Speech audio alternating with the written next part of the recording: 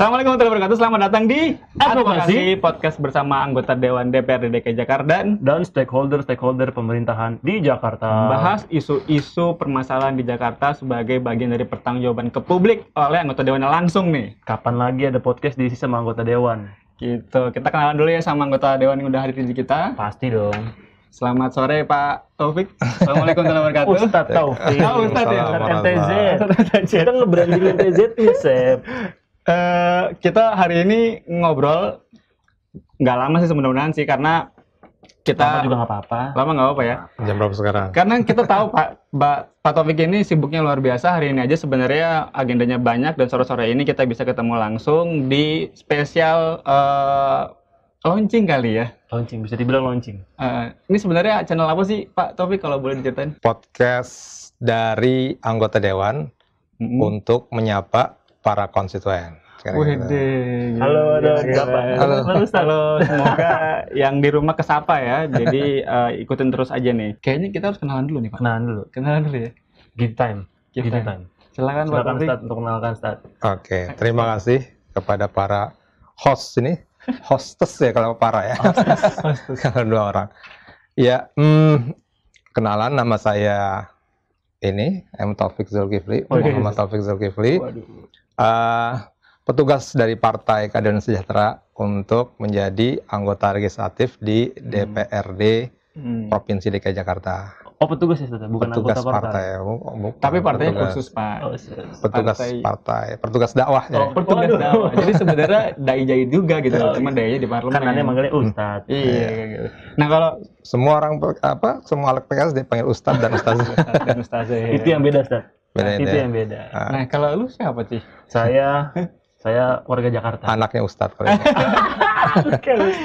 Iya, kalau gue sendiri Septiar, salam kenal buat semuanya yang baru tahu. Nah, kebetulan saya ditugaskan mendampingi Pak Taufik nih. Ustadz Taufik, Ustadz MTZ biasa kita panggil selama di Dewan. Persis 1 tahun berjalan kebelakangan ini.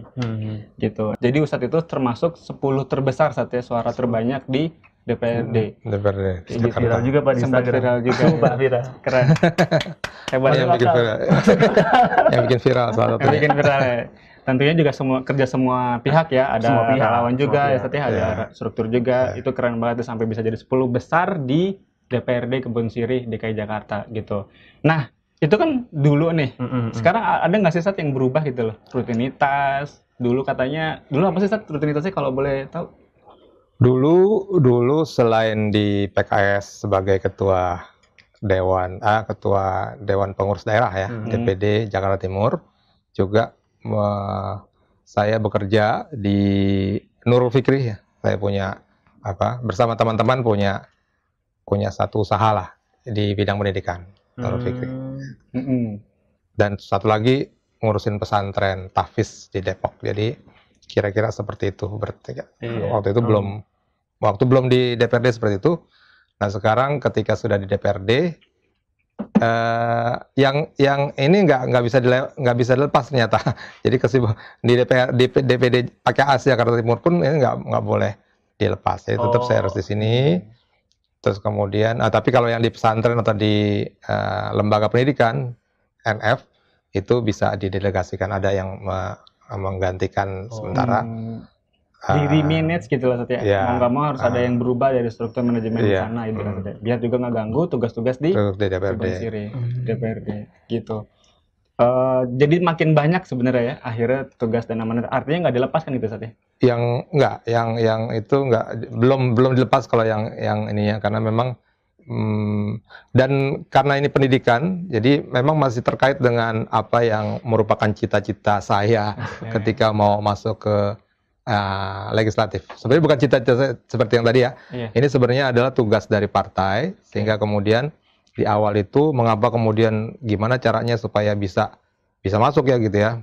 Kemudian mencari segala ceruk, salah satunya adalah dengan memanggil anak-anak muda seperti ini nih.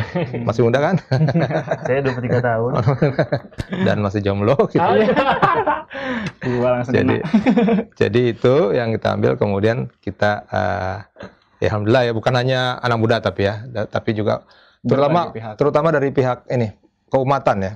Maksudnya para habaib, ustadz, ustazah, kemudian apa namanya FPI gitu ya. Kemudian juga yang lain ya. Artinya umat itu pada saat itu memang mendambakan wakil ya, yang orang yang bisa mewakili mereka untuk menyuarakan suara dari umat Islam ya. Tapi ketika jadi ya kita menjadi representasi atau wakil dari seluruh golongan harusnya. Dan posisinya di situ anak mudanya nggak diem aja, jadi ikut ambil alih, ikut ambil peran. Adalah Solid ini dan teman-teman untuk kan mencoba saya, itu saya. Iya, mencoba gitu kan. Coba. Jadi ceritanya gini saya kemarin. Kalau dibikin dari videonya, karena video yang gue bikin itu targetnya segmentasinya itu anak muda. Saya bikin dagelan-dagelan, saya bikin jokes-jokes gitu Ustaz ya. Saya bahkan bikin sempet naik mobil. Ada tahu Carpool Karaoke? Iya, gue seperti nonton. itu. Saya jadi artisnya. Masih bisa dilihat di channelnya NTZ di YouTube ya. Bisa, dan nanti di YouTube. Itu kurang anak muda apa lagi? Itu tidak ada, saya bisa pastikan loh, tidak ada caleg DPRD ketika itu kampanye pakai video kayak gitu. Tidak ada. Bahkan viewernya 80.000. Siap.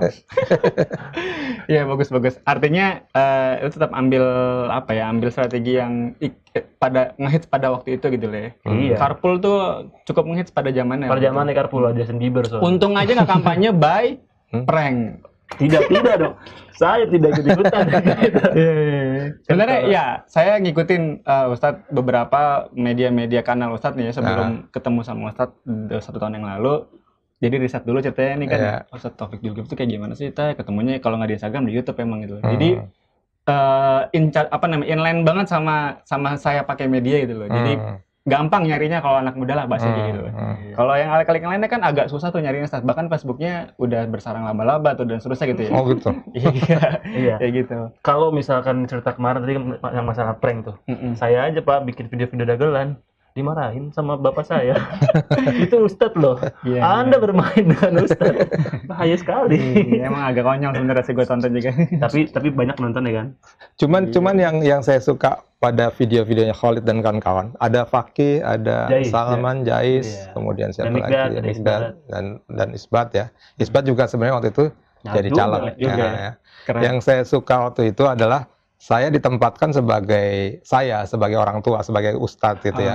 Maksudnya kekonyolannya itu bukan saya yang berbuat konyol, tapi jadi tetap diri sendiri gitu. Iya, karena kan nggak lucu kalau misalnya orang setua saya kemudian mengkonyol-konyolkan diri seperti anak muda. Itu karena kita takut, Ustaz. Oh gitu. Oke. Keren. Alhamdulillah pokoknya sekarang udah setahun nih. Udah setahun.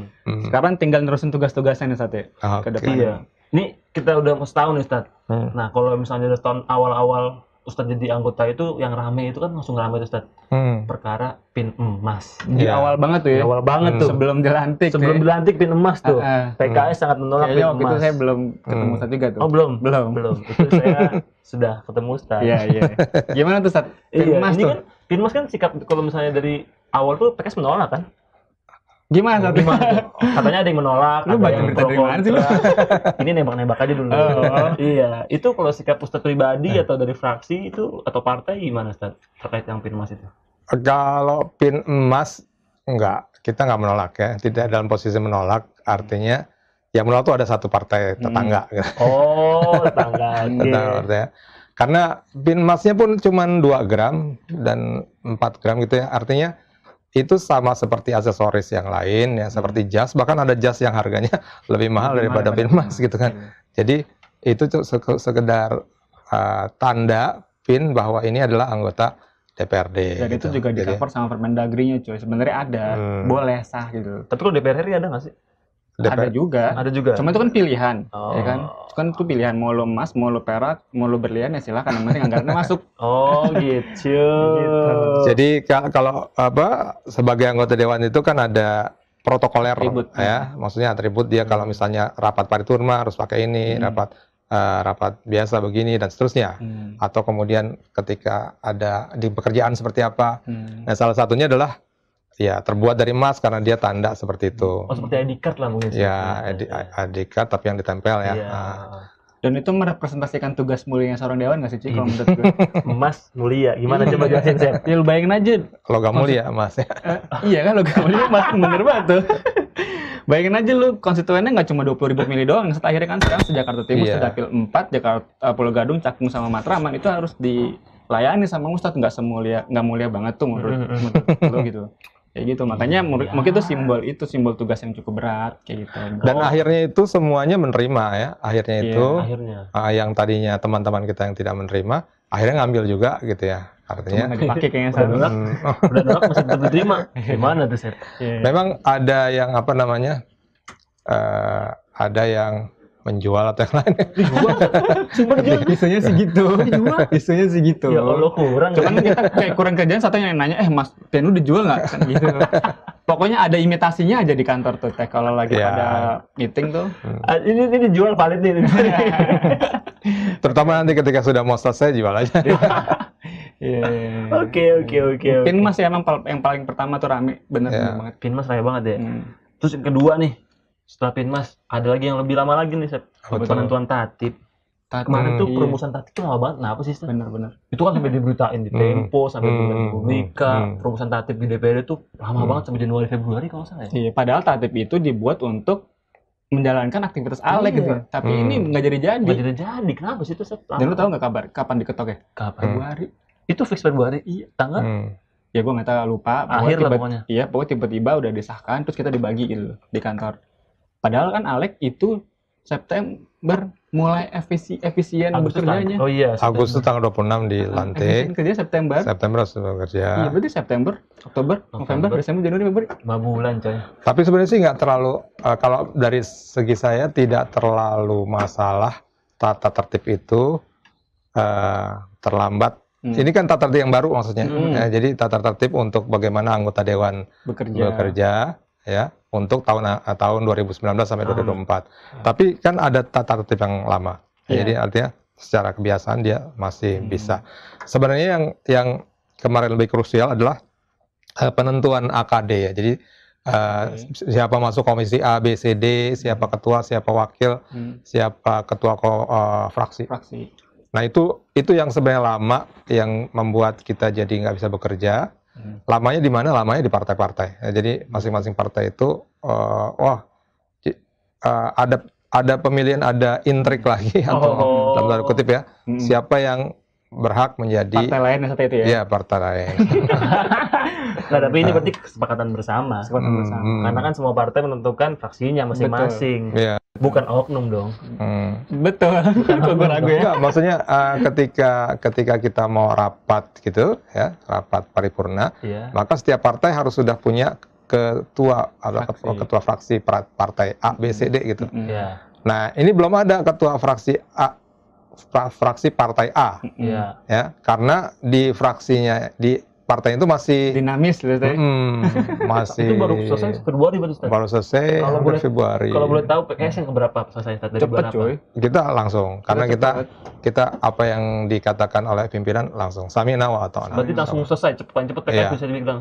Iya, tidak paling cepat tapi ya termasuk partai-partai yang sudah siap dengan siapa ketua fraksinya, siapa yang masuk komisi A, B, C, D, E, siapa yang masuk badan anggaran, badan kehormatan, kemudian badan musyawarah dan seterusnya. Oh, berarti cepat. Kalau yang lama sih, Mas. Ada, Pak, yang udah diketok paripurna itu nyusul namanya. Cepat ya, coba sebut dong. Coba sebut. Menurut mau tahu nggak? Kode etis. Cari aja di beritajakarta.com. Itu official beritanya kita di Jakarta. Gokil. Itu yang agak istiqomah saat ya, pejuang tatib kita tuh. Istiqomah tuh apa? Kalian nggak tahu. Coba jelasin dulu istiqomah. Agak apa ya? Nah itu ada tuh. Amalan Pancitaya adalah yang istiqomah. Tidak ada penjelasannya. Silakan dijelaskan. Istiqomah itu tuh apa ya? Telaten lah kalau bahasa kitanya lah ya, bahasa Jawanya. Telaten, nggak gampang menyerah. Akhirnya dia bisa nyelesain tugasnya sampai selesai. Oh gitu. Kayak gitu. Itu tuh ada almarhum kita, Pak Dani Anwar. Itu cukup. Allah yarham Ustadz Dani Anwar, itu beliau adalah yang paling getol untuk menyelesaikan tata tertib kita dari kita. Kayak gitu, Pak. Karena memang juga dia udah berpengalaman juga kan. Betul. Beliau dari sejak PK itu sudah menjadi anggota DPR Partai Keadilan ya. sudah menjadi anggota DPRD Provinsi DKI Jakarta. Legend, bisa kita bilang legend juga ya. Legend. Oke, lanjut. Iya. Nah itu aja udah start masalah namanya tatip. Lalu yang ketiga juga Jakarta tuh ramai banget kalau misalnya nyusun APBD. Nah, itu beritanya kayak tiap bulan ada bos. Apalagi yang name Aibon tuh ramai banget. Itu kenapa? Gimana sih skemanya penyusunan APBD? Terus rapat itu gimana? Bahkan katanya rapat sampai jam 9 malam sampai jam 10. Emang selama itu rapat Ustaz? Emang yang diomongin apa gitu? Segitu complicated kah kalau masalah uang rakyat ya? Sepertiga waktu kita kayaknya habis ngomongin apa ini selama setahun ini. Iya. Jadi saya kan juga kan newcomer nih, newbie di DPRD ya. Newbie tapi 10 besar coba gimana? Mantap. Jadi apa namanya? Ternyata memang politis ya. Jadi yang paling seru itu emang kalau ngomongin duit. Gitu. Karena duit itu nanti bisa kesana kemari gitu ya, sehingga memang bisa dimaklumi panjang ya pembicaraannya. Cuma memang ada hal-hal sebenarnya yang bisa dipercepat ya. Nah, salah satu yang membuat jadi panjang itu juga salah satunya adalah bagaimana ada pihak-pihak tertentu yang kemudian mempermasalahkan sesuatu yang sebenarnya itu bukan suatu kesalahan yang fatal. Ya, misalnya seperti lem Aibon itu sebenarnya kesalahan administratif, tapi kemudian dibungkus dengan dipolitisasi, jadinya jadi lama, makin lama jadinya. Newcomers memang banyak intriknya bos. Ya. Oh gitu. Jadi lama itu sebenarnya karena itu aja berarti, cuman masalahnya dibesar-besarkan. Iya. Atau kemudian juga ada yang belum ya secara politik ya. Jadi maksudnya ini belum kedapetan atau segala macam. Tapi kalau di Jakarta saya lihat bahwa semuanya udah sangat transparan ya, jadi agak susah untuk misalnya memasukkan keinginan tertentu di sana. Ya. Cuman yang terjadi kemarin memang salah satunya karena berapa persen ya, 40% atau berapa DPRD juga baru kan, DPRD yang kemarin. Ya, jadi dan dari dari era gubernur sebelumnya ke era yang gubernur sekarang, ya, di mana yang sebelumnya itu gubernur sebelumnya komunikasinya dengan DPRD kan putus tuh, maksudnya dia tidak bisa dalam tanda kutip tidak demokratis kalau dipandang dari DPRD-nya ya, tidak mendengar suara DPRD. Ketika berganti ini kan yang baru yang kemudian terbuka terhadap DPRD, sehingga DPRD-nya merasa wah saya harus ngomong ini segala macam. Jadi bisa dikatakan gubernur sebelumnya itu musuhan sama DPRD gitu, Ustaz? Iya, bisa dikatakan gitu. Dan lu harus tahu juga Pak, jadi APBD yang akhirnya diketok di angka 86-87 triliun itu, yang awalnya 90-an tuh, gokil nggak 90-an, triliun ya. Itu harus dibahas di sektoral tertentu, di komisi-komisi tertentu gitu kan. Jadi bukan barengan? Nggak barengan, barengannya nanti difinalisasi. Gitu. Tapi yang pertama kali dibahas adalah di komisi-komisi. Lu tau nggak komisi Ustadz Taufik kapan? Komisi B kan? Komisi B bidang perekonomian. Saya dapat motor nggak nih? Ya. Giveaway. Nanti kalau ada yang mau sponsor silahkan aja nih. Bisa ke sini komisi B. Di komisi B itu perekonomian itu cukup panas juga tuh bahasannya tuh. Karena di perekonomian ada suku dinas, ada dinas, dan ada BUMD. Lu tau kan BUMD itu apa? Jakpro contohnya. Jakpro benar. Iya. Dan lain-lain itu kan aset ekonomi kita. Iya. Udah lama di dinas, ini lama lagi di BUMD kayak gitu Pak. Yang diketok nih kemarin yang keren banget dibahas di komisi B itu MRT fase 2. MRT fase 2. Pantesan lama berarti kalau bahas itu ya Ustaz ya? Pernah naik MRT nggak? Iya. Pernah dong Ustaz. Pernah dong, memang Septia ngajak saya, MRT yuk gitu. Nggak, tapi kalau misalkan emang masalah tadi, Ustaz kan sempat bilang transparan dan tidak transparan. Kan kalau misalnya ada juga sempat bilang lebih transparan di gubernur sebelumnya. Ada yang bilang kayak gitu ada ya? Yang bilang kayak gitu, ada yang bilang kayak gitu. Dan emang apa benar Ustaz? Kalau misalnya zaman sekarang gubernur yang baru ini dan DPRD yang baru ini emang agak sedikit kurang transparan atau malah lebih transparan? Kalau dari sistem lebih transparan sekarang ya, artinya karena semuanya itu sebenarnya bisa diakses oleh publik di internet ya lewat itu. Jadi dan kalau yang sebelumnya itu masalahnya bukan transparansi mungkin iya, tapi masalahnya adalah komunikasi antara eksekutif dengan legislatif pada saat itu Betul tuh. tidak jalan dengan baik gitu ya. Itu benar-benar tidak jalan, berarti sama sekali tidak ada komunikasi sama sekali, Ustaz. Deadline. Deadlock gitu ya. Jadi, Udah kalau nggak deadline jadi tuh tipis-tipis baru ngomongnya gitu loh. Baru ngomong sekarang, besok dibahas kan. Karena emang suka musuhan yang kemarin. Gitu. Mohon maaf. Bayangin tuh dokumen KUA PPAS namanya Kebijakan Umum APBD. Iya. Platform prioritas anggaran sementara. Itu tuh tebel banget. Itu dikasihnya H-2 bahkan H-1, makanya rame deh tuh partai-partai yang lain. Itu sengaja H-2 apa emang? Oh, ini maksudnya yang sekarang ya? Yang kemarin saat yang 2020. Oh ya 2020. Salah satu juga. Jadi kemarin itu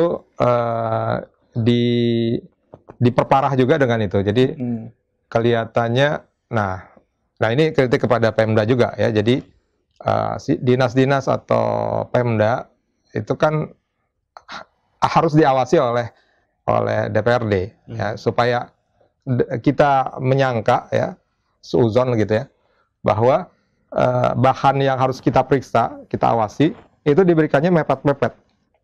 Sehingga besok rapat tentang apa misalnya anggaran di Dinas Perhubungan. Nah, bahannya itu baru dikasih hari ini, padahal besok rapat. Anggaran itu jadi nah ini gimana nih gitu. Sentil Ustaz, sentil Ustaz. Nah, itu udah sentil makanya lama. Makanya lama. Oh gitu, pantesan lama. Terus ada isu kenapa nggak diupload gitu ya? Kenapa ini nggak terbuka? Akhirnya ada isu tidak terbuka dan terus sebenarnya itu lebih ke prosedural. Jadi yang diupload itu yang udah dibahas. Yang belum dibahas ya dikonsumsi sama legislatif dan eksekutif, begitu Pak. Pertanyaan gua, yang upload siapa? Yang upload yang orang Bapedanya lah. Berarti mungkin memang Bapedanya lama juga kali. Ya mungkin. Tapi ada target sebenarnya, ada deadline ya, tenggat. Timeline juga, timeline. Timeline ada. Jadi sebenarnya bahkan waktu itu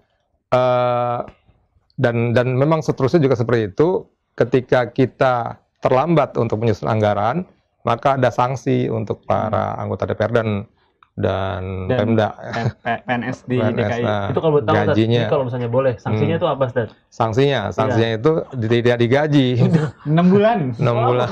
Tidak digaji. Serius? Saya kira sanksinya suruh hormat bendera gitu. Makanya akhirnya tuh di menit-menit terakhir tuh pada ngegas semua tuh gigi 4. Sampai jam 9 malam, jam 10 malam. Itu sanksinya tidak digaji 6 bulan atau dipending? Dipending. Oh, dipending. Ditahan lah, Pak. Itunya begitu. Peraturannya seperti itu sehingga jadi ya itu sebenarnya efektif ya, maksudnya untuk seluruh Indonesia. Pernah kejadian nggak Ustaz dipending?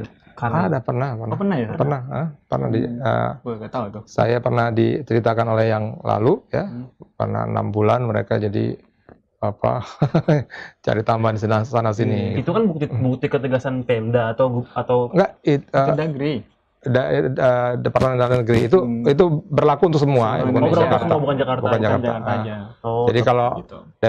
Pemda dan DPRD di suatu daerah itu terlambat menyetujui APBD, maka sanksinya adalah mereka tidak digaji 6 bulan gitu, atau di cancel. Buat milenial yang mau jadi PNS bebas ditunda gaji. Jadi yang PNS nih minta tolong banget ya rapiin anggarannya, rapiin datanya, ngirim yang cepat biar bahasa juga lebih cepat gitu loh. Gitu. PNS muda gue nih. Iya. Berarti masih awal-awal, Pak. Iya, ya senggol-senggol bosnya lah. Iya. Oke. Apalagi nih timelinenya nih abis emas, Tatip, APBD. AB yang baru, Pak. Apa tuh? Ini sebenarnya pertanyaan pribadi, pertanyaan yang udah saya pengen tanya langsung. Susah banget di WhatsApp aja baru seminggu kemudian. Lu harusnya ke gue WhatsApp-nya. Kacangin. Enggak bercanda, tapi emang susah. Jadi gini, Ustaz. Kayak aneh pribadi kan emang orang suka datang ke reses-reses. Suka datang ke reses dan itu nggak cuma PKS doang yang ada. Reses apa? Terangin dulu dong. Oh iya. Lu nanya ke siapa nih? Reses itu coba Setia apa? Ya, jadi reses itu adalah salah satu tugas anggota dewan yang harus istirahat bersidang dan dia harus ke dapil untuk menampung aspirasi masyarakat untuk dibahas di komisi-komisi dan di dinas-dinas terkait untuk diundang kayak gitu, Bang. Lu bilang istirahat, bukan istirahat dong. Sebenarnya emang nggak istirahat. Jadi itu istirahat bersidang. Itu sebenarnya diksi normal aja, diksi normatif. Jadi itu emang filosofinya itu dulu di Belanda. Ini kalau gue boleh cerita dikit ya. Iya. Dulu tuh ada 4 musim liburan kan? Iya. Itu 4 musim itu tuh dia istirahat. Tapi biar nggak istirahat banget, mereka suruh nampung aspirasi. Oh gitu. Anggota Belanda, di Belanda. Di Belanda tuh. Nah, katakan kelamaan dijajah sama Belanda, ya udah akhirnya kopas aja dah. Kayak gitu. Namanya reses ya. Kita nggak 4 musim. Berapa? Cuma 2 musim. Cuma 2 musim. Tapi akhirnya dibikin normal aja, dibikin 1 tahun itu kita reses 3 kali, 4 bulan sekali. Oh, tapi bukan 2 musim panas, musim kemarau. Sama musim durian. Oh, gitu ya. Itu, Pak. Aneh, saya datang nih saat ke reses. Kalau misalnya ada ya partai yang sebelah lah atau anggota yang sebelah dari fraksi sebelah itu dia nggak ada SKPD yang datang. Kalau kemarin itu tanggal berapa itu Step yang gue datang reses? 2 minggu lalu. 2 minggu yang lalu itu datang ada SKPD-nya, Step. Kalau yang lain tuh nggak ada. Itu kenapa kok diundang SKPD begitu? Tujuannya apa atau bagaimana? Kah itu sistemnya? Kalau yang lain mungkin ada juga, cuman ketika Khalid datang lagi nggak ada. Gak suka sekali. Lu menganalisir banget lo totem pro partai. Kan saya datang beberapa kali. Di beberapa kali itu tidak ada. Oh, tidak ada gitu. Iya. Terus lu langsung nyimpulin? Nggak boleh dong berkesimpulan. Gimana? Spekulasi. Jadi kan reses tadi seperti dikatakan bahwa kita turun ke masyarakat untuk mencari aspirasi. Namanya juga serap aspirasi, biasa di spanduknya tulis serap aspirasi dari anggota dewan siapa gitu kan. Serap aspirasi artinya kita tanya persoalan apa yang ada di masyarakat. Ya, masyarakat minta apa gitu ya. Nah, tugas legislatif adalah sebagai pengawas. Apakah ini sudah dikerjakan atau belum? Nanti kan masyarakat nanya, kok saya belum dapat KTP-nya belum jadi gitu kan, atau kemudian penerangan jalan nggak ada gitu, pada sudah dijanjikan. Nah, saya harus mengkonfirmasi langsung kalau bisa pada saat reses itu. Jadi pada saat reses dipanggil aja. Misalnya kemarin saya Komisi B ya, perekonomian. Jadi bermitra dengan KPKP. KPKP itu ketahanan pangan, pertanian dan kelautan dan pertanian gitu ya. Jadi mereka adalah dinas yang harus menyediakan pangan di Jakarta. Artinya ketahanan pangan. Orang Jakarta harus tahan pangan. Artinya kalau misalnya ada kelaparan atau ada apa, diupayakan supaya bisa nanam, bisa bikin ikan atau food bank-nya lah saja. Kalau food station ada lagi. Oh, beda lagi. BUMD. Ada food station, kalau ini ketahanan pangan. Jadi ketahanan pangan itu bagaimana bisa berdiri sendiri masyarakat untuk bisa memberi makan dirinya sendiri. Nah, jadi saya panggil juga mereka supaya nanti tektok gitu dengan masyarakat. Jadi masyarakat minta, saya kok minta begini, nah langsung ya oke. Saya kan pengawas, saya bukan eksekutif ya. Oh iya. Saya pengawas, jadi saya harus, ini emang yang ngerjain siapa nih gitu. Oh, dinas UMKM, berarti saya panggil UMKM-nya.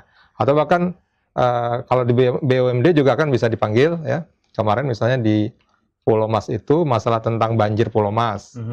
Banjir Pulau Mas itu kan di situ ada satu kawasan ya yang dimiliki atau dikelola oleh PT Pulau Mas Jaya yang berada di bawah Jakpro, ya, Jakarta Propertindo, merupakan salah satu BUMD yang bermitra dengan kita. Jadi mereka juga bukan hanya SKPD berarti, ya, bukan hanya dinas-dinas, tapi BUMD juga kadang-kadang saya ikutkan dalam reses saya. Jadi datang ke masyarakat seperti itu.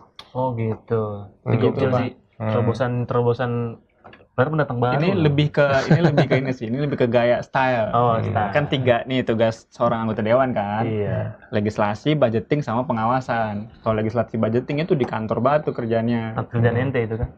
Salah satunya. Jadi sama-sama belajar. Ustadz tuh belajar banget, Pak. Saya terinspirasi. Jadi Ustadz belajar, saya juga harus belajar. Kayak gitu, Pak. Iya. Nah, yang terakhir nih, yang di pengawasan salah satunya adalah di reses. Nah, resesnya biar produktif, biar solutif juga gitu ya. Ada masalah langsung dikerjain, datanglah dipanggilnya SKPD. Kemarin tuh ada beberapa warga yang punya UMKM, kendala izin, kita panggil aja PTSP, langsung dibikinin izin izinnya. Berarti solutif banget ya SKPD datang itu. Iya. Dan infonya tuh 9, Ustaz. Alhamdulillah 9 langsung diurus izin UMK-nya, izin usaha mikro kecil. Dan jadi itu? Ya, tinggal di follow up terus aja. Iya. Gitu. Tapi ya harusnya sih jadi keren lah. Memang nggak sia-sia masuk 10 besar ya, Sep. Ini masih yang terakhir nih, Ustaz, tentang Sosperda. Ini kan kita dengar tugas baru yang baru dimulai ya, baru tahun 2019.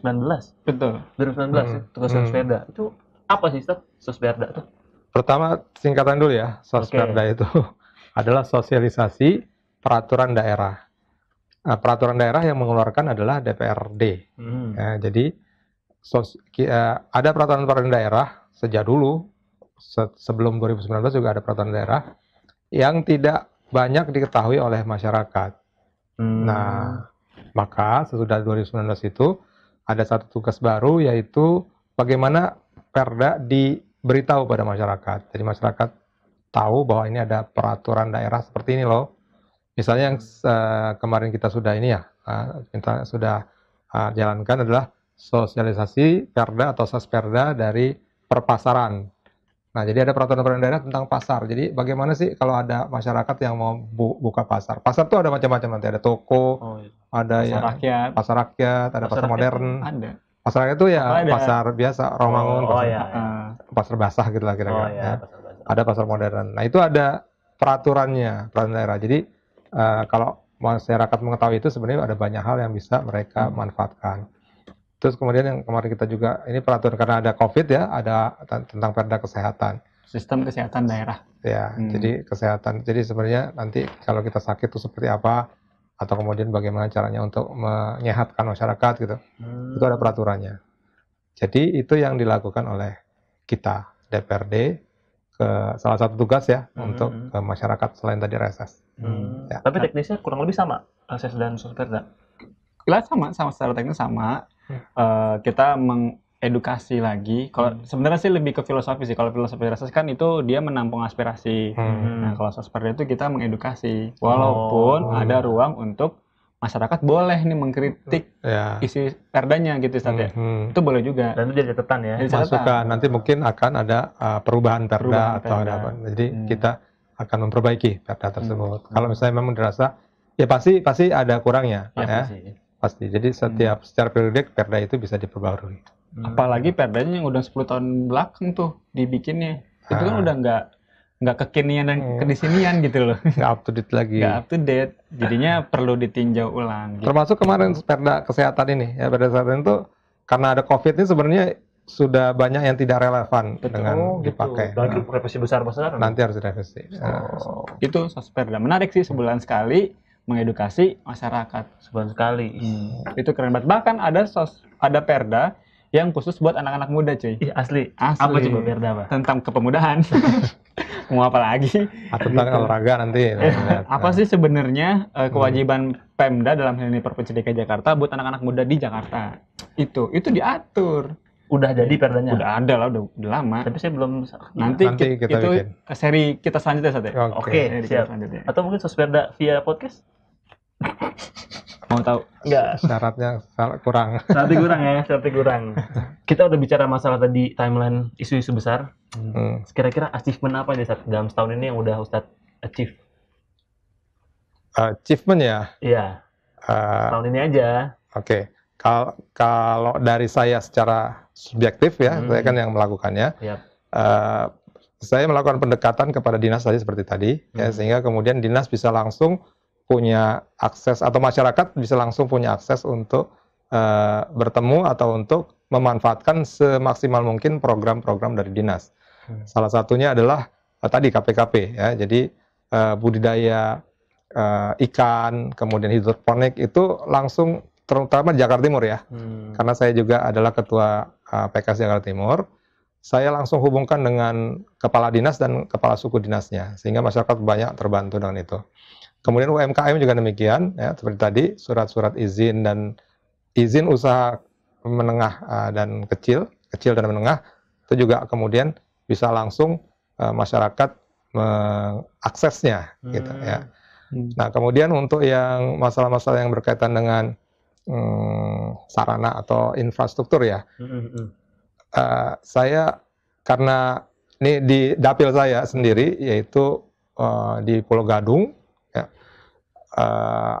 Akhirnya masyarakat yang terkena banjir kemarin itu teradvokasi ya dengan Waduk Ria Rio yang merupakan di Tenggarai, merupakan satu sumber dari masalah banjir di Pulau Mas, itu akhirnya dikeruk lagi ya.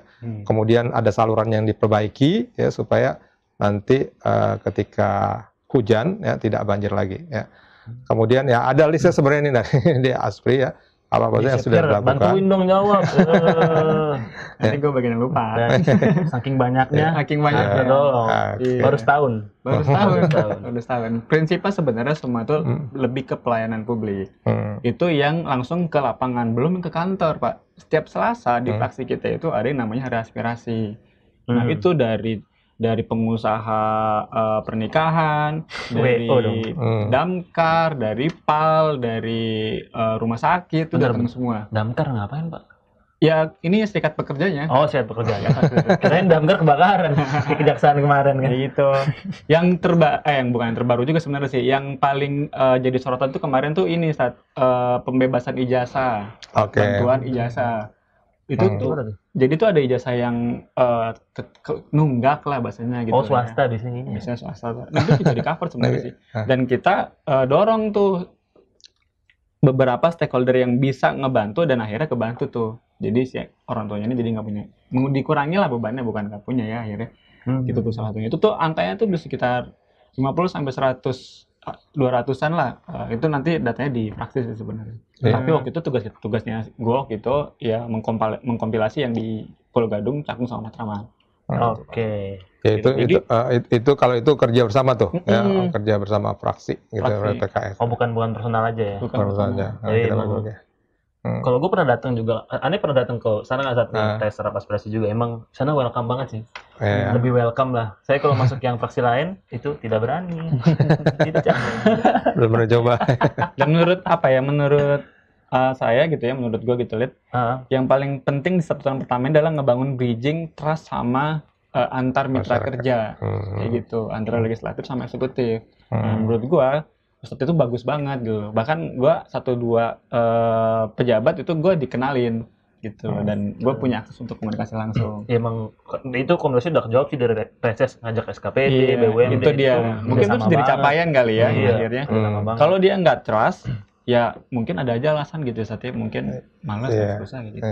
Kita udah ngomongin masalah achievement yang udah banyak banget deh, mungkin tak sampai habis nih achievement. Setahun ke depan, next mau ngapain, Stad? Apalagi kan sekarang lagi masalah recovery dari corona kan. Setahun ke depan itu targetnya apa, emang full recovery dari corona atau emang ada target-target lain, Stad? Kelihatannya corona ini tidak cepet-cepet amat ya, kelihatannya masih panjang ya.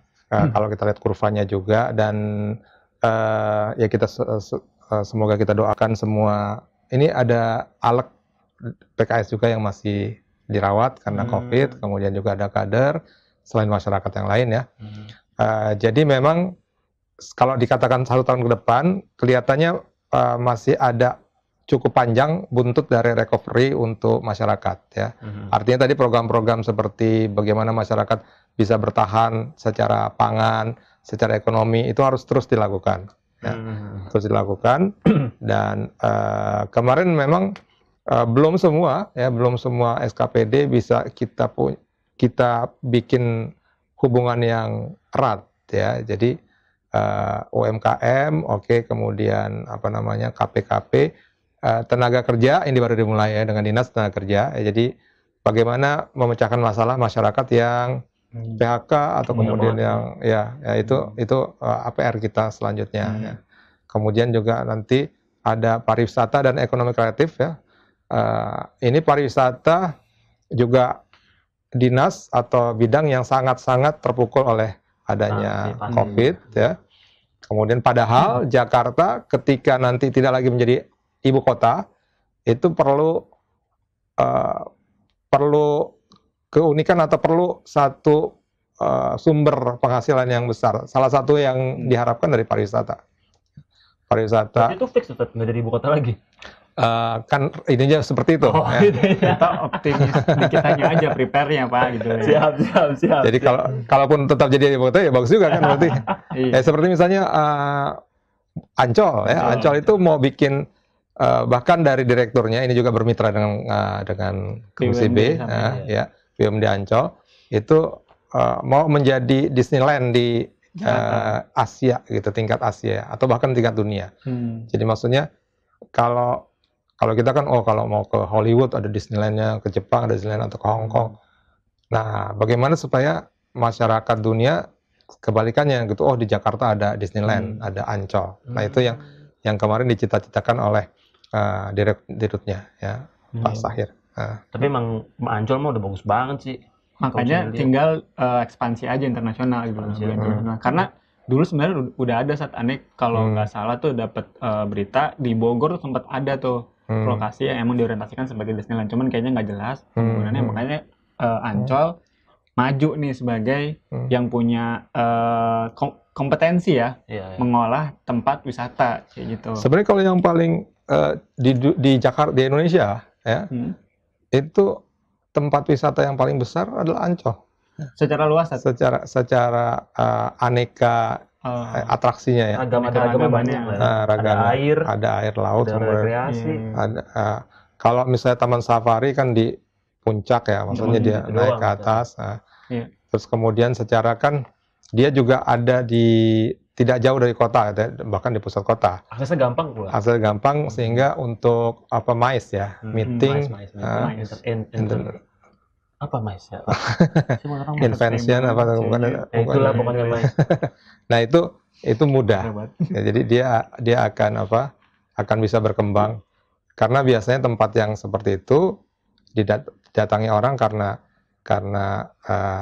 ada seminar atau ada konferensi atau satu lagi sebenarnya ini pencapaian juga, walaupun kemudian partai lain tuh agak menahan, yaitu TIM ya, Taman Ismail Marzuki. Itu juga sebenarnya mau dibikin menjadi satu pusat kebudayaan yang luar biasa, yang internasional.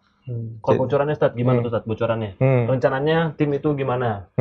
Mau dibikin kayak gimana gitu? Rencananya tim itu akan menjadi pusat kebudayaan, bukan hanya tempat untuk pentas. Pentas, bukan hanya untuk yang kemarin kan kesenian yang sifatnya ya teater, tapi sekarang maunya yang akan datang tuh memang resital atau tingkat dunia gitulah ya. Tapi yang kebudayaan ya, bukan yang rock apa namanya. Atau mungkin jadi ada operanya gitu. Ya seperti itu. Kemudian di sana juga kalau seniman datang itu bisa tinggal dengan baik, ada tempatnya dan lain-lain. Jadi benar-benar. Berarti bukan buat pacaran lagi Ustaz ya? Pacaran boleh tapi nikah dulu. Nikah dulu. Saya udah nyobain masjidnya saat kan belum lama. Amir Hamzah ya, Masjid Amir Hamzah namanya. Itu diresmiin. Gue nyobain tuh. Udah jadi ya Pak? Udah jadi. Cobain. Cozy banget sih masjidnya, anak muda banget, serius. Jadi masjid anak muda, oke. Dan ada teater gede banget di situ. Teater gede di masjidnya? Enggak deket masjid. Kirain di masjid. Itu modern banget. Belum masuk sih. Itu dari luar aja udah keren banget. Jadi tuh bawaannya tuh bangga aja. Mau datang aja udah bangga, gimana nonton pertunjukan yang juga luar biasa kan. Karya seni kan gitu. Itu keren sih, lo harus cobain datang. Nanti bakal datang, Pak. Kan kalau gue mah sporty banget. Oke. Lo berarti nungguin ini Jakarta International Stadium. Iya. Satu lagi tuh. Itu kan Ustaz janji pas kampanye. Janji tuh mau bikin itu kan, resmin kan. Itu kapan Ustaz? Itu untuk di podcast berikutnya kali. Ini langsung yang punya stadionnya. Itu ditunggu anak Persija, Ustaz. Itu ditunggu anak Persija. Thank you banget Ustaz udah disempetin. Kalau misalnya jarang banget, gue pertama kali nih The Podcast yang ngomong langsung anggota dewan. Mudah-mudahan sini jadi sarana jadi sarana kita melaporkan tugas-tugas kita di kantor bersama para eksekutif, bersama para dinas, suku dinas, kalau misalnya ada yang perlu diklarifikasi atau diinformasikan ke masyarakat luas. Iya, betul. Kayak gitu. Karena ini akan kita sebarkan sebanyak mungkin gitu ya di kanal-kanalnya Ustadz Taufik nih, kayak gitu. Podcast ini namanya advokasi, mudah-mudahan bisa jadi sarana advokasi juga buat masyarakat DKI Jakarta. Itu kali Ustaz ya. Kira-kira ada pesan-pesan Ustaz? Pesan-pesan atau closing statement? Boleh tuh. Resmi banget pesannya. Iya, resmi dong. Saya udah pakai kemeja nih. Jadi intinya adalah ini kota milik kita sendiri ya, karena kita tinggal di sini, mungkin banyak juga yang lahir di sini ya, sehingga kemudian jangan berlaku sebagai tamu. Kalau tamu kan minta dilayani, kemudian mungkin kalau misalnya nggak betah kemudian bisa pulang atau bukan pulang, pergi ya, tapi berlakulah sebagai tuan rumah, sehingga kita merawat ya, membersihkan, merapikan kota kita semua sehingga kotanya maju dan bahagia warganya. Nah, terakhir Ustaz, closing statement-nya. Tadi kan udah yang closing statement untuk Jakarta. yang refleksi 1 tahunnya. Sekarang terkait podcast ini, Ustaz. Podcast ya, jadi advokasi. Podcast ini kan sekarang lagi ngetren ya, bikin seperti ini. Nah, saya lihat bisa dimanfaatkan untuk tadi ya tugas-tugas kita sebagai pelayan atau sebagai tuan rumah dari Jakarta, yaitu bagaimana ada interaksi kuat antara kita di legislatif, kemudian nanti teman-teman di stakeholder yang lain, yaitu di eksekutif, para dinas, kemudian BUMD, kemudian dengan masyarakat. Ya, artinya podcast ini nanti kan memanggil juga yang lain. Ya. Misalnya tentang masalah tadi katanya memanggil gubernur misalnya gitu ya, atau presiden sekalian. Waduh. Jadi apa ya? Jadi melihat bagaimana suatu masalah. Biasanya kan kalau cuman ngeritik aja tuh gampang ya, tapi kita harus supaya kritiknya membangun, supaya kritik itu bagus, kita harus tahu dulu di balik itu seperti apa sih. Jadi permasalahannya seperti apa. Saya harap podcast ini dapat menjawab ya. Artinya kita bisa memanggil orang-orang stakeholder ya tadi istilahnya, yang memang mengerti tentang masalah Jakarta ini, dan kemudian kita konfrontir atau kita pertemukan dengan netizen, dengan teman-teman semua. Warga. Tapi bisa juga jadi ini media transparansi DPRD terhadap warganya, bisa juga ya. Jadi warga juga dapat melihat sejauh mana atau bagaimana alat-alat sudah bekerja ya. Terutama ya saya ya, karena ini kan podcast MTZ. Dan terima kasih banget buat seluruh dukungan masyarakat sekitar, dukungan konstituen, dukungan struktur, relawan, anak-anak muda, teman-teman lu. Selama 1 tahun kita berjalan ini banyak banget ngebantu Ustaz Taufik nih. Thank you banget. Iya, thank you anak muda. Thank you banget yang udah nge-share videonya Ustaz kemarin. Sampai mudah-mudahan terus berkelanjutan terus. Atau istiqomah lagi gitu ya. Dan kita bisa berkarya bareng, berkolaborasi bareng lagi gitu. Siap. Itu aja mungkin dari kita nih, advokasi by MTZ. Sampai jumpa lagi di podcast selanjutnya dengan pemateri yang lebih gokil, menggigit, lebih daging isinya, karena menjawab semua permasalahan-permasalahan yang ada. Iya, siap. Mungkin next bisa datengin kali ya Pak Gubernur. Mudah-mudahan datangin Pak Gubernur kalau nonton dari sekarang nih tag-nya nih. Ya itu aja dari kita ya. Mohon maaf kalau ada salah-salah kata. Ya, Assalamualaikum warahmatullahi wabarakatuh. Assalamualaikum warahmatullahi wabarakatuh.